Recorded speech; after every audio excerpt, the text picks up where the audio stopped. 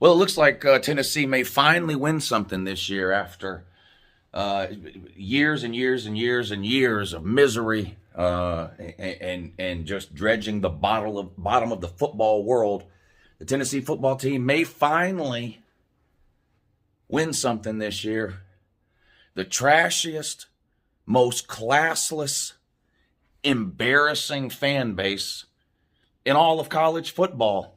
The Your Season is Over video was coming out later this afternoon, but I've just gotten too many messages and comments wanting me to say something about the ending of the Tennessee game. So here you go. Now, here's the thing. Well, first of all, there is no excuse for what happened at the end of that game. None. I don't care what happened during the game or what fans think happened or how good or bad or terrible you think the officiating was or how upset you were.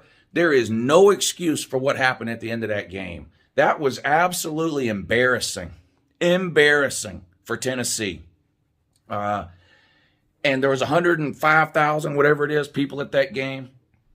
So this is not all of those people. Everybody knows that. But guilty by association. So, when you hear people talking about the ending of that game and they say Tennessee fans this, Tennessee fans that, and then you see a Tennessee fan show up and go, well, I was there and I didn't know. Well, we know everyone didn't do that and blah, blah, blah. That was absolutely ridiculous. Absolutely ridiculous what I saw at the ending of that game yesterday. The Tennessee band, the Tennessee cheerleaders getting pelted with water bottles, beer cans, you name it. Never mind the Ole Miss players and all that and the people that are on the sideline. When you see the Tennessee cheerleaders running off of the damn field with those signs that cheerleaders hold up covering their head and water bottles hitting the signs and coming down and landing at their feet and all that was probably the saddest thing I've ever seen in my 40-something years on this earth in terms of college football. I hope every Tennessee fan is embarrassed and ashamed of what they saw at the end of that game. Whether you directly participated in it or not is not the point. That was absolutely the most classless and trashiest situation I have seen at a college football game. And I watch a lot of college football. No excuse for it at all. And, I've seen some Tennessee fans, making excuses. Well, you have to understand the fans were mad. It was the worst officiated game in the history of college football. First of all, it was not the worst officiated game in the history of college football. If you want to take just that last play where it was 4th and 30 or whatever it was, first of all, don't put yourself in 4th and 30. That's number one. Number two, he was short of the first down. There was no angle, and they showed every angle imaginable. There was no angle that showed that play was a first down. So that call was right, that last call. So that should have had nothing to do with it. Now, let's talk injuries, because this is the other thing. Well, Ole Miss was faking injuries the entire game. A lot of teams do this. Ole Miss ran 90 plays in the game, almost 100 plays in the game. Tennessee ran 80. Tennessee and Ole Miss are the two most up-tempo offenses in the SEC right now, okay? I'm not here to say whether those Ole Miss players were faking the cramps or not. I'm not here to say. No one likes the flopping or the faking injuries thing. The problem is, there's just no way to police that. I think everyone knows that. No one likes it, but there is no solution or way to police it. There's just not. There's no way to prove, not prove whether a guy's hurt, injured, cramping, not cramping. No way to prove it. I don't like it either. And it did seem like it happened a whole lot. To both teams, though, not just Ole Miss. Tennessee was doing the exact same thing. In fact, if you were at the game, you might not know this, but if you were watching the game on TV, you know this. There was a point, I believe early in the fourth quarter of that game, where Tennessee was on defense. They were trying to get a guy off the field for substitution or whatever. The player was coming towards the sideline. It looked like he wasn't going to get off in time or whatever it was. And the TV crew pointed this out on video. They showed the replay. There's a Tennessee coach standing on the sideline, yelling at the player on the field and pointing down at the ground like this with both his hands, and the player collapses. That was faking an injury. Now, I'm not saying Ole Miss didn't fake any injuries or didn't fake more injuries than Tennessee. I don't know. But what I'm saying is it happened on both sides, and this isn't the first time this has happened in college football, and it won't be the last. Unfortunately, this has become a strategy that some defenses use to try to slow down up-tempo offenses. And for Tennessee fans to act like that's the first time they've seen that is just absolutely ridiculous. Absolutely ridiculous. You got beat. You got beat. And pointing to one fake injury or two fake injuries or that fourth down call in the fourth quarter with a minute to go where you didn't get the first down, pointing to any one thing as the reason you lost is just insane, honestly. You want to know why you lost? Here's the reasons why Tennessee lost. Tennessee played great defense yesterday on first and second down. Third down, you couldn't get off the damn field. I was live streaming a game, and I can't remember how many times I went, here we go. Tennessee has a good play on first down and second down defensively. It's 3rd and 7. We know what's going to happen. And Ole Miss would come out and convert the third down. It happened over and over and over and over and over and over and over and over and over again. The defense couldn't get off the field on third down. That's probably the main reason you lost that game. Inability for your defense to get off the field on third and long. It was unbelievable. It was unbelievable how many times it went from 1st and 10 to 2nd and 10 to 3rd and 7, and then Ole Miss would convert over and over all night long. The second reason you lost that game, again in the fourth quarter, the possession before your last possession. Your last possession was, when you was down there. Let me see. The fourth down that you didn't get, not that possession. The possession before that. You had the ball at midfield, or I believe you had it around the Ole Miss 40, actually. You had a penalty. It put you at like 1st and 17, and something happened, and it was 2nd and whatever it was. It was like 1st and 17 or whatever, some ridiculous down and distance. You ran the ball up the middle. Now, keep in mind, this is with 2.5 minutes to go in the game, and you're down by 5. You run the ball up the middle on first down, gain nothing. Run the ball up the middle on second down, gain nothing. Third down, you throw a little screen pass and punt. Playing not to lose when you're already losing. That's what that was. Playing not to lose when you're already losing. I get it that it's hard to complete passes on 1st and 17 or 2nd and 27 and all that kind of stuff. And in the first and second quarter of a close game, yeah, just run the ball in the middle a couple of times. Maybe you get lucky and break a big one, gives yourself something manageable for third down. But in the end of the game, down by 5 against an offense like Ole Miss's, near midfield, you got to throw the ball there. So anyway, there's plenty of things you can point at in this Tennessee game as to why they lost the game. It's not because you didn't convert that fourth down. I mean, that's a reason, not the reason. Blaming the referees, blaming the faked injuries. And again, the blaming the faked injuries thing is so hypocritical because Tennessee spent all night doing the exact same thing on defense. Anybody that watched the game was yelling at their TV, both defenses. Oh, here's another one. Oh, here's another one. Oh, here's another one. And again, so maybe Ole Miss had more fake injuries than Tennessee, but you were both doing it. And again, it's on TV. It's on video. The Tennessee coach literally jumping up and down on the sideline, doing like this to a player, and then the player just falls down. That was 100% clear a faked injury. And again, that happens. That happens. I'm not getting on to Tennessee for that because Ole Miss was doing the same thing. But to act like, to say, well, Ole Miss was faking injuries, that's why we were mad, so we threw water bottles at our own cheerleaders. That's insane. Throwing golf balls, beer cans, water bottles, a damn mustard bottle. Oh, and here's the other thing. Who's bringing an entire bottle of mustard into a college football game? What is that about? I need some idiot Tennessee fan to explain that to me. There's got to be mustard at every concession stand. I mean, I know y'all sell hot dogs there, and some of you want to put mustard on your hot dog. They have to have mustard at the concession. Why is someone bringing an entire bottle of French's mustard into a Tennessee game. I don't know if that can be explained. That might be the reason Tennessee lost. If you have fans bringing entire bottles of mustard into a football game, that's reason enough to lose right there, in my opinion. And the whole situation just made me mad because I've spent the last 2.5 weeks saying some of the best and nicest things about Tennessee that I've ever said in the history of this channel.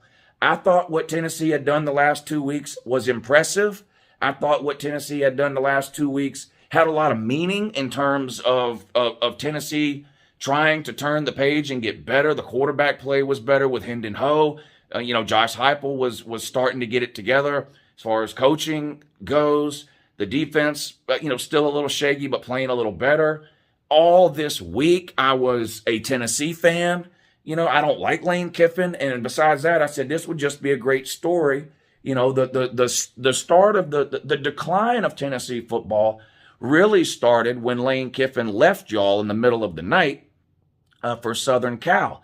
You can point to that as sort of the trigger point for the landslide that has been Tennessee football over the last 12 to 15 years, right?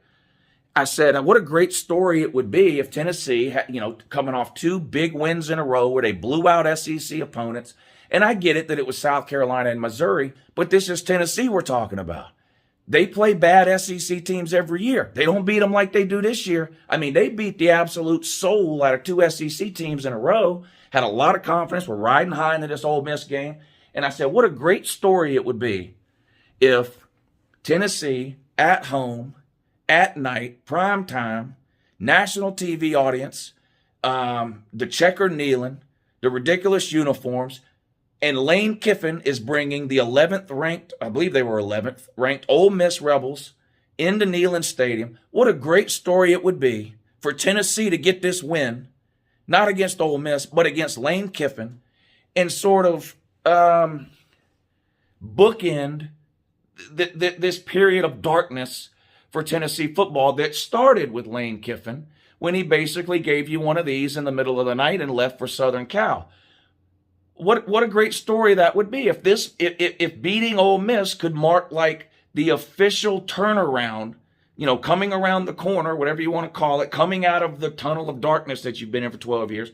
What if beating Ole Miss at home like this and Lane Kiffin could signify sort of the end of the Tennessee football program wandering through the desert aimlessly for the last 10, 12 years, whatever. It just would have been a great story. So I talked Tennessee up all week. I picked Tennessee in all my videos. I rooted for Tennessee during the first 3.5 quarters of that game. And then at the end of that game, when that happened and what those fans did, from that minute on, I became an Ole Miss fan. And I was glad that Tennessee got the ball back.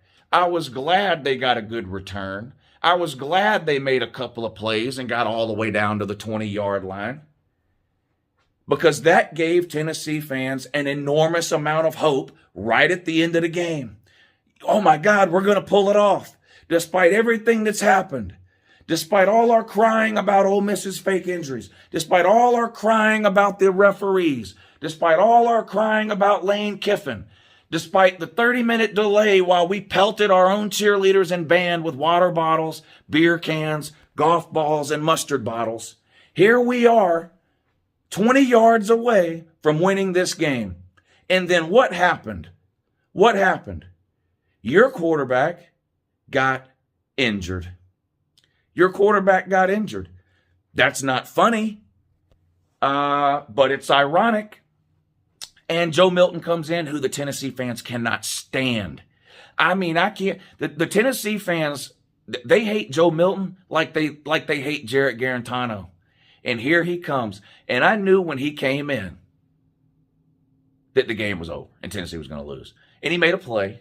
But then with 3 seconds to go from the 20-yard line, Joe Milton, in typical Tennessee Voltard fashion, because Tennessee has been finding ways to lose these types of games for 12 years. What does he do with 3 seconds to go? Well, he runs around for 5 seconds, so you know the clock's on 0. And instead of taking a chance and putting the ball in the end zone, which is clearly your only option in that situation with 20 seconds to go, or 3 seconds to go, what does he do? He takes off running towards the sideline. And what's funny is the play had been going on for 8, 9, 10, 11 seconds at this point. There's obviously 0 seconds left on the clock. There was only 3 seconds when the ball was snapped. And right before he gets ready to step out of bounds, what does he do? You can see it on video. He looks up at the scoreboard like he's trying to see if there's any time left for him to step out of bounds or whatever. But then he goes ahead and steps out of bounds. Game over. So, unfortunately, the Tennessee fans, in my opinion, got what they deserved at the end of that game, which was a heartbreaking loss to your nemesis, Lane Kiffin, the person that most Tennessee fans hold solely responsible for their seemingly endless descent into the abyss of the college football world. He comes into Neyland and beats your ass. And I wanted Tennessee to win this game up until the water bottles and all that started coming. And here's the other thing. Booing the injured players. Now, it's one thing to think a player's faking an injury. It's a whole other thing to start booing it. I don't know about that. And then Ole Miss's quarterback, Matt Corral, actually got hurt. Now, ask yourself why Ole Miss would tell Matt Corral to fake an injury. I mean, stop it. They were about to they put a quarterback in who was never thrown a pass. They would never tell Matt Corral to fake an injury. Stop it. Matt Corral gets injured for real. And what do the Vols do? What did the fans at that stadium do?